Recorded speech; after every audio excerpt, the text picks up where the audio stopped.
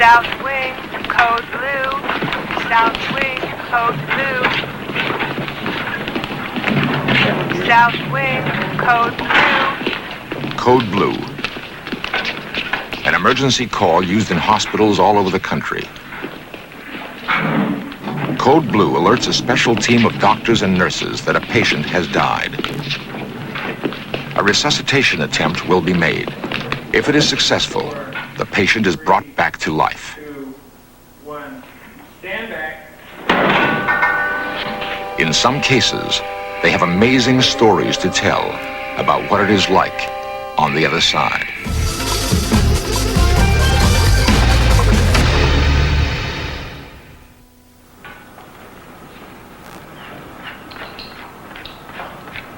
Dr. Thomas Rockwell is on intimate terms with death. As head of the emergency room at Santa Monica Hospital in California, he treats over 90 patients a day who are on the outer edge of life. Rockwell is one of many doctors caught in the debate over what is the end of life. The medical definition of death has been challenged by the advance of science. We're all composed of billions of cells. These cells depend on each other for their survival, but each of them has a lifespan of its own. EKG, and I'd like to get a portable chest film. Dr. Rockwell, CPR. Wing, code blue. 2, 3, 4. In the past, death has been defined as the point at which the heart stopped beating. Count of 5, I'm going to defibrillate. 4, 5. 1, stand back, go. But we've come to find out that some of the cells in the body can live on for a considerable length of time after the heart stops beating. Now we have redefined death to mean death of the cells in the brain. Now it's very difficult sometimes to tell when that has occurred. If you use the definition of death used to be used, many patients who would have been declared dead under those criteria are resuscitated and regain consciousness and go on and live a useful life. The medical profession's dilemma over the definition of death has startling implications for everyone. What is it like to die?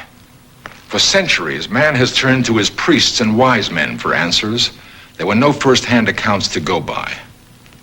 Now, due to advances in medical science, there are a few among us who claim to know what death is. Not scientists or doctors, but people who have technically crossed the line between life and death. Western custom is to mask the pain of dying and the sting of bereavement. But the accounts of those who have died and been brought back to life are remarkably similar in that the experience seems not to have been an unpleasant one at all. The words they choose may be different, but their stories lead to the same astonishing conclusion. One account goes, "I lost control of my car on a curve, and I remember thinking, this is the end. I felt like I was tumbling through a long tunnel, and then suddenly I found myself floating over the scene of the accident."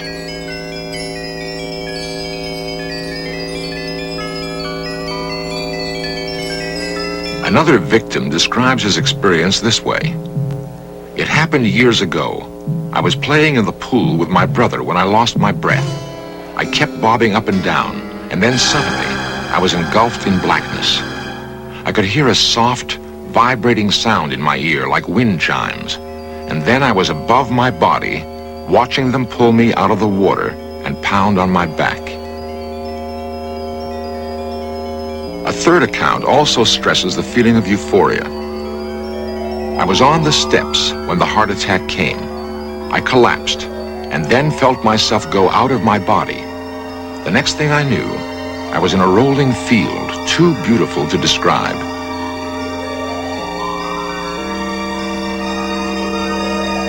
I was overcome with a feeling of utter peace and tranquility." Many have been reluctant to tell others of their encounters with the unknown, but a few have begun to speak out publicly. In 1970, I was diagnosed and told I had Hodgkin's disease. And at the time, I was unable to have any treatment because I was pregnant, and both medicine and radiation treatment were not appropriate at that time. Catherine Hayward knew she was dying. Her disease advanced to the final stage. She made plans to have her children cared for and prepared to enter the hospital with no expectation of leaving. I was 27, critically ill, terminally ill. Began getting weak, very weak, in June 1973, and called my best friend Anne, who took me to the hospital. They took her immediately into the emergency room and began to try to locate veins so that they could get some blood from her. And after that, they took her to the coronary care unit. Then it happened. I was lying on my side, and I looked over at the heart monitor, and the line went straight across. The next thing I knew, I was standing over my body, looking down at the form in the bed. I watched the nurse beside the bed, adjusting the wires, and I was fascinated by it. I kept wanting to tap her on the shoulder and tell her that I wasn't there. Then I saw this team of nurses and this little green thing on wheels coming toward the bed, and they were in such a hurry, it really scared me. So I turned and stepped into a tunnel, I guess you'd call it, because it definitely had sides, and I definitely felt confined. And I started moving upward, and I felt exhilarated, but when I got to the end of the tunnel, there was this light that was so bright I thought would hurt my eyes. Then I saw him about 100, 150 feet ahead of me, and it was the figure that I knew to be God. They began punching on her chest and thrusting some sort of instrument down her throat to help open up her passages so that she could breathe. Kathy wasn't responding. I said, please don't make me go back. Please let me stay here with you. I sounded like a spoiled child, and I was really, really hanging on. Finally, he just took me and firmly but gently pushed me away from him and said, you must go back. There is a task that you have to do for me. And if you do this, you will come to me. And then he turned and he walked away. And I was furious. They had somehow managed to start her heart again and to start her breathing again. The doctor that was standing over me said, we've put the tube past her lungs into her stomach, and apparently they were pumping air into my stomach instead of into my lungs. And they said that's what was causing all this tremendous pain as I was experiencing as I was coming to, but I knew it wasn't that. I knew I was resisting coming back in the body. I felt a quiver running up and down my body, and I felt rage, and I felt like I didn't belong there. So there I was, and not speaking, and all of a sudden, the line went straight again. Saw this nurse come running in, and she took the portable oxygen tank down, and I watched all this, and I watched her put the mask on me. Even though the line went straight, I still saw all this. I saw the bed being pushed down the corridor towards the intensive care unit.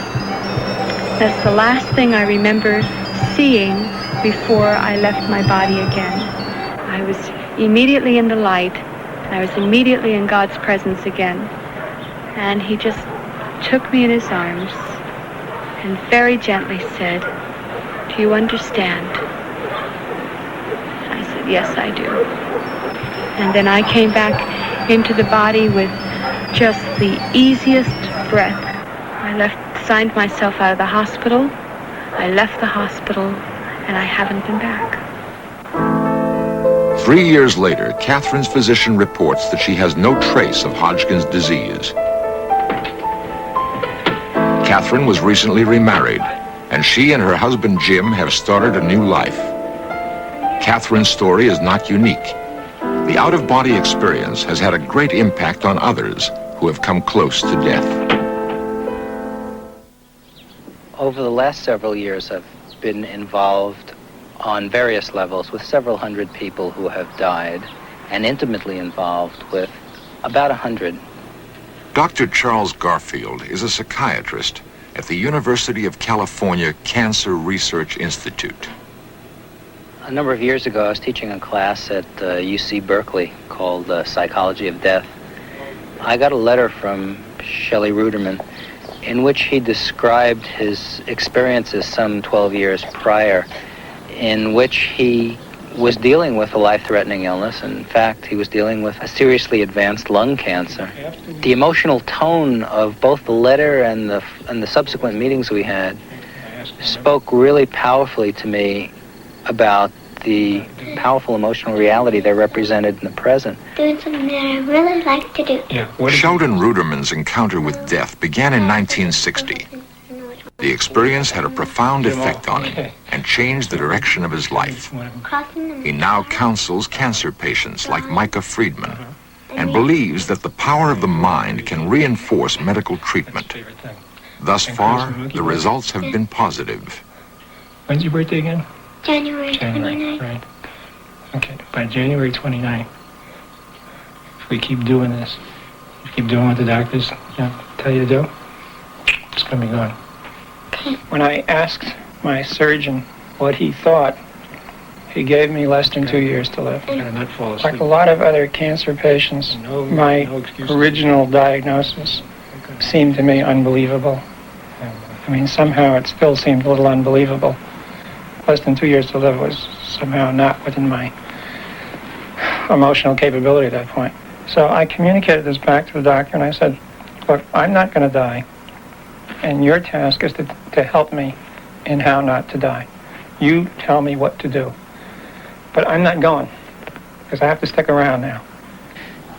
In my research, approximately 15% of the people I work with have what might be described as death-accepting attitudes, a sense of the basic all-rightness of their death, that the death feels appropriate to them. That's a pretty small percentage, 15%. Many other people are angry, furious, in the sense that Dylan Thomas was furious, raging against the dying of the light. Okay, I survived an 8-hour operation in which my surgeon did what he later described was the best surgery of his life. I came out of that. I felt physically violated, and no one had prepared me for these kind of feelings. 17 days after this major operation, my surgeon finally walked in, and he said, well, Shelley, we got a problem. We got a mechanical thing that we're going to have to correct. There's a valve that's fouled up in there, and it's making some kind of mess. But it's really a minor correction. We'll have to take you back in the operating room. But it's such a minor thing, we won't have to give you a shot. They took me back into the operating room, and I was on the table now, sort of face down. And since this is a teaching hospital, there are like now about 25 students in the room surrounding the table. And I couldn't believe what was happening. He was cutting me open, I was wide awake. One of the things I originally was trained in myself was engineering. What was perfectly obvious to me was that of the 25 people in the room, very few could see the surgery. So what I did was sort of like a little engineering thing. In my mind, I built a board coming out of the wall and back of me, which would go right over the table, right above the body. I'd be able to look down, no one would block the view. It was just, mind play. No sooner had I thought of that when my consciousness was on the ceiling watching this operation. I have to say at this point that the guy that I was at that time was somebody who thoroughly disbelieved in anything that was psychic. I was a very scientific character. I was an atheist, very pragmatic. I didn't believe anything I didn't see. Here I was experiencing something that was impossible. My conscience was on the top of the room, watching them operate on my body. The view looking down was very clear when it came to the people watching the surgery. I could see all of the students very clear. When it got to the outlines of the table that I was on, it got fuzzy. When it got to the outlines of my body, it got fuzzier yet. And when it got to the wound itself, where he was actually operating, I could not see. People have the sense of leaving their bodies, of rising above their bodies, and of drifting throughout the room, of being aware of images, of being able to see the room, to see the world from a different point of view, to be able to see their own bodies lying in the bed, and in essence, to be detached from the physical body. Now, about every 15 minutes or so, my surgeon asked me how I was doing. Somehow, I had to be back in the body to answer those questions. And I would say, all right, and then I'd get out again. I mean, while there was something going off someplace that said, this is impossible, the rest of it felt completely normal. I think the important part is that we're not just generating pictures in our mind out of anxiety, that somehow there appears to be a contact with a level of reality that we don't normally address. I felt like I was within, at the most, 24 hours of dying if I let myself die. And somehow it did not seem at all incredible at this point that it was up to me whether I lived or died. And it's something I never would have believed before, but it seemed totally obvious right then. He had come as a natural scientist, as a scientist from the conventional mold, and had had an experience that totally baffled him.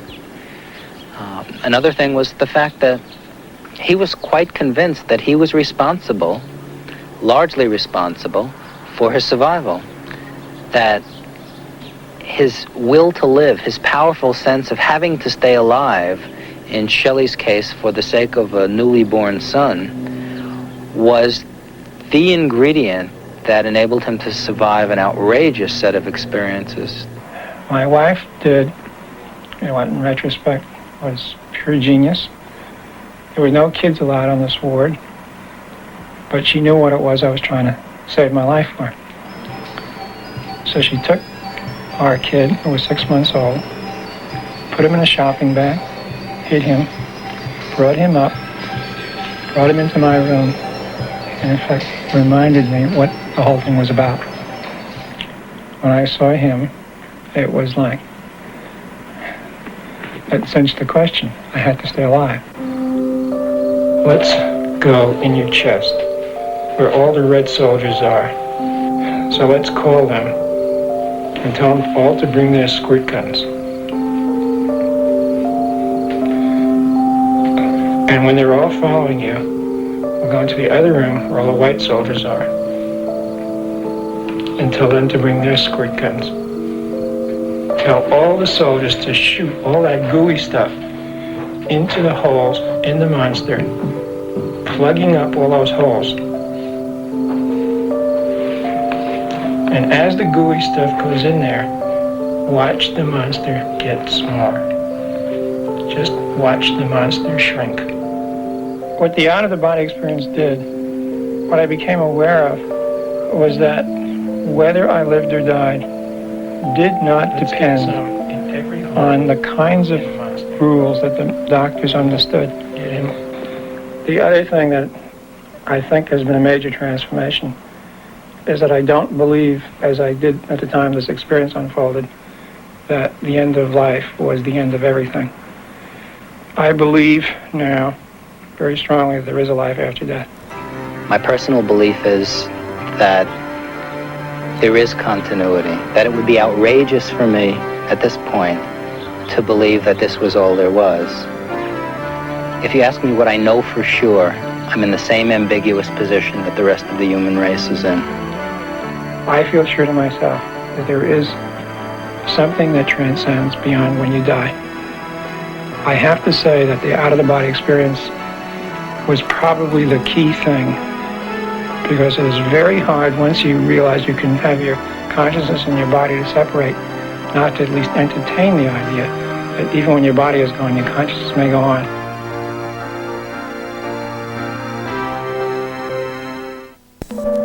Independent accounts of the out-of-body experience are remarkably similar. What they tell us about the nature of human consciousness may have great significance. The fact that the experience cannot be adequately explained by science has led many to question the finality of death. Is there life after death? Today there are many who've gone over the brink and returned to tell us about it. They do not offer proof of life after death, but their reports give us a new perspective on the possibility that death is not an ending, but a beginning. Coming up next, In Search of continues with the facts and fiction about voices from the beyond. Then, the 20th Century with Mike Wallace reports on the history of the U.S.-Israeli connection. And later tonight, an almost forgotten document reveals new information about one of our greatest presidents as Lincoln, the Untold Stories continues on History's Mysteries at 8 here on the History Channel, where the past comes alive.